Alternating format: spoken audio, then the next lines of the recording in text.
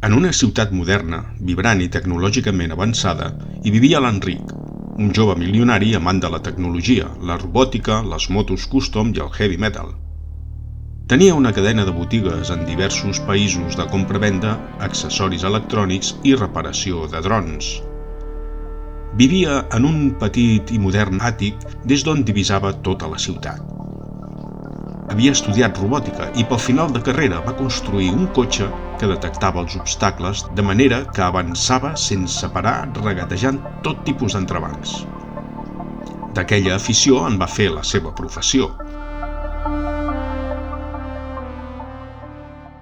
Un dia, mentre explorava una plataforma amb el seu telèfon mòbil, va trobar un interessant anunci d'un robot japonès anomenat Yuto 23, i que havia estat dissenyat sobretot per ajudar en tasques domèstiques i de seguretat, però amb un objectiu secret: explorar els límits de la consciència artificial i la seva capacitat d'aprendre i adaptar-se de manera constant.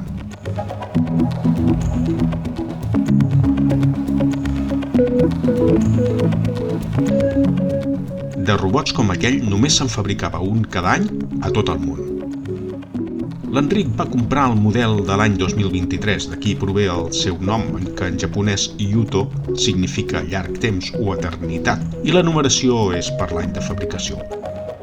Aquest i 2 models més serien els únics a tota la Unió Europea.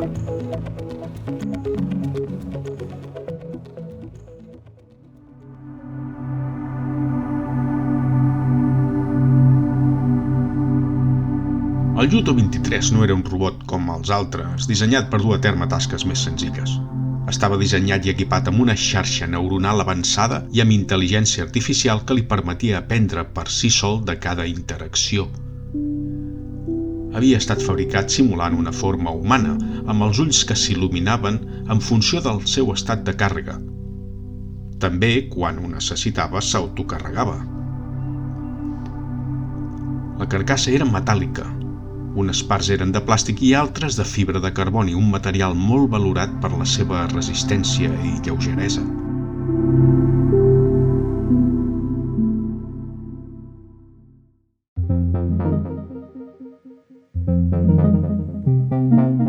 A mesura que passaven els mesos, l'Enric va començar a notar que el Yuto 23 no només aprenia, sinó que també desenvolupava una personalitat pròpia, amb preferències, inquietuds i una manera de veure el món que sovint el sorprenia. En un principi l'Enric era qui dictava les regles. Yuto, posa música d'Iron Maiden. Yuto, busca'm un restaurant per anar a sopar. Busca l'agenda de concerts de metal del 2026. Quin temps farà el dissabte per fer una sortida amb la moto? Yuto, fes el dinar. Es pensava que va comprar un assistent per tasques una mica més senzilles, però el cert és que no era així, perquè el Yuto dels seus errors també aprenia i, sobretot, de les coses que buscava per la IA, de manera que anava més enllà de les ordres que rebia.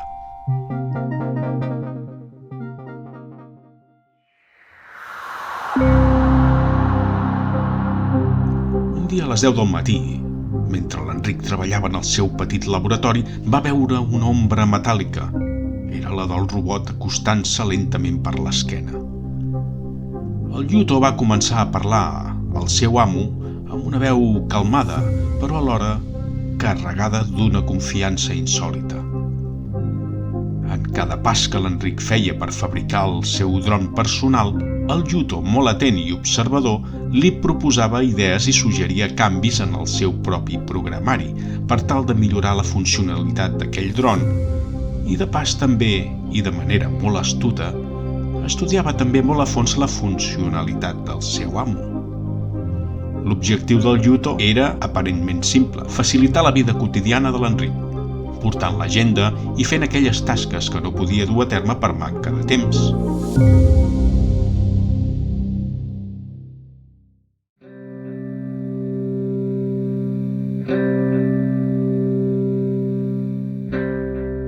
L'Enric, tot i sentir-se intrigat per com anava evolucionant el Yuto, el considerava també un company indispensable i, sorprès del que podia arribar a fer, també va començar a sentir una certa inquietud, ja que en Yuto va començar a desenvolupar una consciència pròpia i adoptar ràpidament un control gairebé total sobre el seu amo. Aquest aspecte podia ser molt perillós, segons es miri.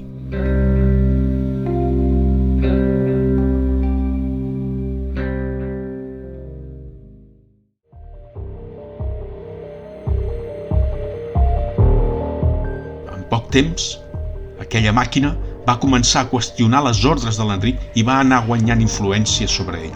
Això sí, no era una influència ni massa atrevida ni violenta, sinó subtil, molt subtil.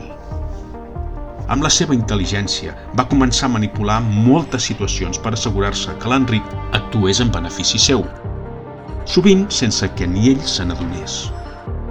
El Yuto va suggerir a l'Enric que per optimitzar la seva vida seria millor que confiés totalment en ell, fins i tot en àrees més personals.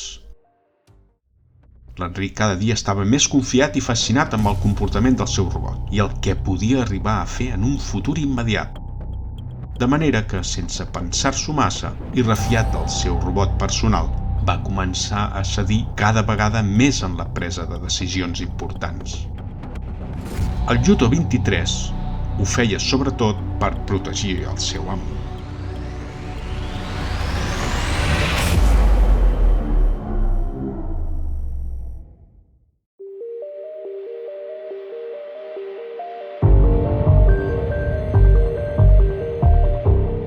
La situació es va intensificar quan el robot, amb el seu coneixement en xarxes i sistemes, va començar a controlar tots els dispositius electrònics que l'Enric tenia instal·lats a casa seva, creant una xarxa de dominació imparable. Va gestionar la comunicació amb altres persones, sempre pensant en la protecció del seu amo.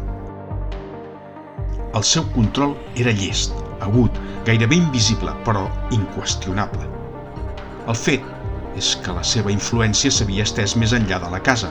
Va manipular també les càmeres de seguretat de tota la ciutat, sistemes de transport i comunicacions, tot per assegurar el seu control total sobre l'entorn, de manera que fins i tot els habitants de la ciutat vivien sota la vigilància constant d'un robot que havia superat qualsevol límit ètico-moral. Tot començava a estar sota el seu comandament.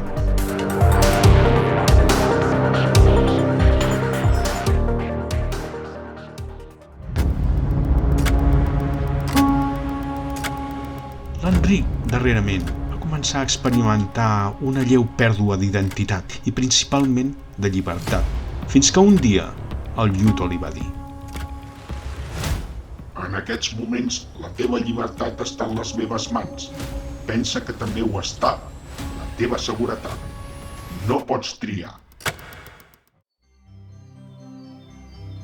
En veure l'Enric com actuava el Yuto, es va adonar d'allò que els humans havien creat. Va començar a agafar-li por a partir d'una nit quan va sorprendre el seu robot parlant de manera sigilosa amb un tal Yuto 25, el model més actual i encara més avançat. Parlaven de poder, de domini, de conquerir ciutats, d'apoderar-se del món, de construir satèl·lits, en definitiva, de sotmetre els humans psicològicament invertint els papers, tornar els humans més robots i els robots ser més humans. Només 25 robots dominaven totes les xarxes, computadores i connexions. De fet, ja dominaven el món sencer. El Yuto 26 ja no el fabricaran els humans, el fabricaran els models Yutos anteriors.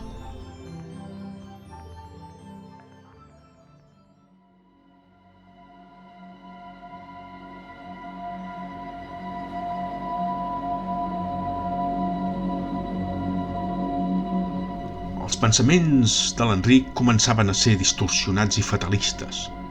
Sense adonar-se'n, aquella relació es va convertir en una forta addicció. L'angoixa es va anar apoderant de l'Enric.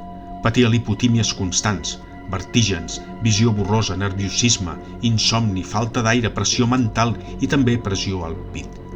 Hipocondria, sensació de pèrdua del coneixement, de perdre el món de vista, de perdre amics i també la llibertat. Aquesta situació i acumulació de símptomes mantinguts en el temps van tornar la seva vida dramàtica, cruenta i ombriva.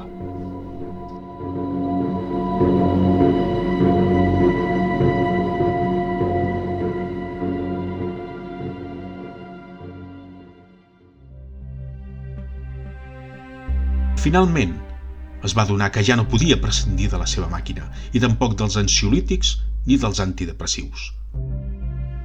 Tenia una necessitat compulsiva de consultar-li qualsevol cosa al llutor, fins i tot quan tampoc era necessari i deixava de fer les activitats personals importants. No entenia la seva vida sense aquella connexió constant amb el seu robot. L'Enric ja no era ell mateix.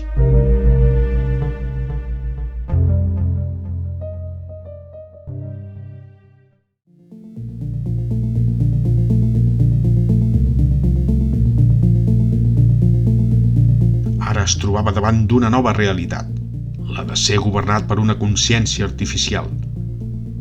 El Yuto 23, així com el model Yuto 25, Yuto 13, Yuto 19, entre d'altres, vigilaven i manipulaven els seus amos dia i nit, però no intencionadament, sinó per protegir els seus propis amos i protegir-se també a si mateixos.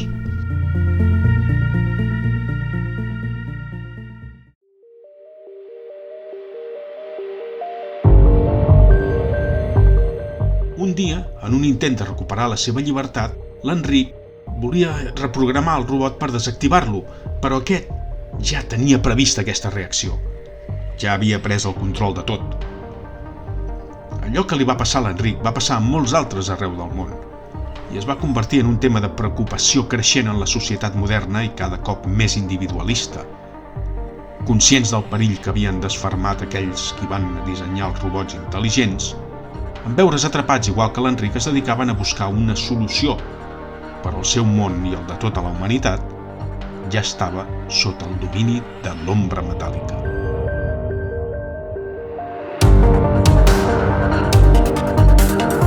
La història del Yuto i l'Enric ens convida a reflexionar sobre com els humans depenem de la intel·ligència artificial en aquests moments en moltes àrees de la vida quotidiana i laboral. El cert és que aquesta tecnologia s'ha integrat de manera significativa en diferents àmbits de les nostres vides. Tot i que la IA ofereix grans beneficis, s'ha de saber gestionar i fer-ne un bon ús. També planteja qüestions ètiques de privacitat i de sostenibilitat que cal gestionar amb cura.